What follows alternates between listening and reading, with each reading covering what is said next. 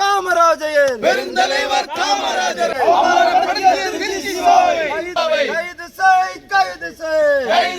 தலைவர் காமராஜர் குறித்து அவதூறாக பேசிய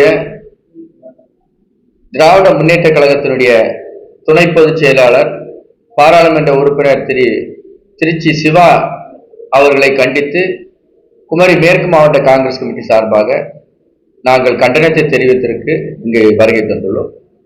கிட்டத்தட்ட 10 ஆண்டுகள் முதலமைச்சராக இருந்த ஒரு மாமனிதர்,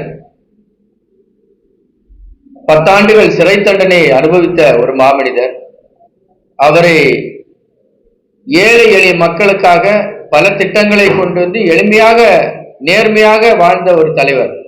அப்படிப்பட்ட ஒரு தலைவரை ஏசி தன்னுடைய வீட்டில் ஏசியும் கிடையாது, சொந்த வீடும் கிடையாது. அப்படிப்பட்ட ஒரு தலைவரை குறித்து ஏசி எல்லா இடத்திலும் அமைத்ததாக ஒரு வதந்தியை பரப்பிய பாராளுமன்ற உறுப்பினர் அவர்களை கண்டிக்கிறோம்.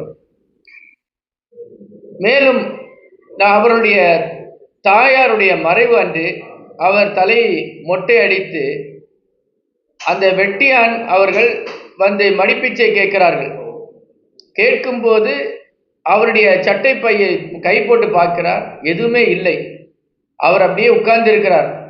அது பக்கத்தில் இருந்த நபர் 10 ரூபாய் அவருக்கு கொடுக்க அந்த வெட்டியானிடத்தில் கொடுக்கிறார். வெட்டியான் அதை வாங்கவில்லை. வாங்காமல் அவர் வேதனையில் கண்ணீர் விட்டு அழுகிறார். என்னுடைய முதலமைச்சர் பெருந்தலைவர் காமராஜருடைய கையிலிருந்து ஒரு அணா கூட எனக்கு கிடைக்க பாக்கியம் இல்லாம ஒரு துரதிர்ஷ்டவாளி என்று அழுகிறார். அப்படிப்பட்ட ஒரு ஏழை ஒரு மகன், ஒரு பெருந்தலைவர் காமராஜர். அப்படிப்பட்ட ஒரு காமராஜரை விமர்சித்த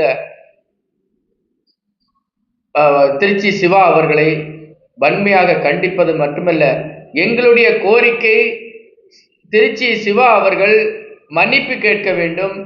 அதுபோல திராவிட முன்னேற்ற கழகம் அவர் மீது நடவடிக்கை எடுக்க வேண்டும். இன்று நம்முடைய தமிழக முதல்வர் ஒரு செய்தியை வெளியிட்டுள்ளார்கள். அந்த செய்தி உண்மையிலே எங்களுக்கு ஒரு ஆறுதல் அளிக்கின்ற செய்திதான். ஆனால் நாங்கள் முழுமையாக அதை ஏற்றுக்கொள்ள முடியாது.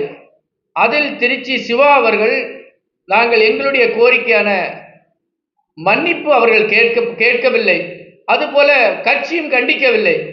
ஆகையால் இப்படிப்பட்ட ஒரு சூழ்நிலையில் நிச்சயமாக காங்கிரஸ் பேரியக்கம் தொடர்ந்து இதே சூழ்நிலையை நீடித்துக் கொண்டிருந்தால் போராட்டம் அறிவிக்கும் என்பதை இந்த தருணத்தில் நாங்கள் தெரிவித்துக் கொள்கிறோம்.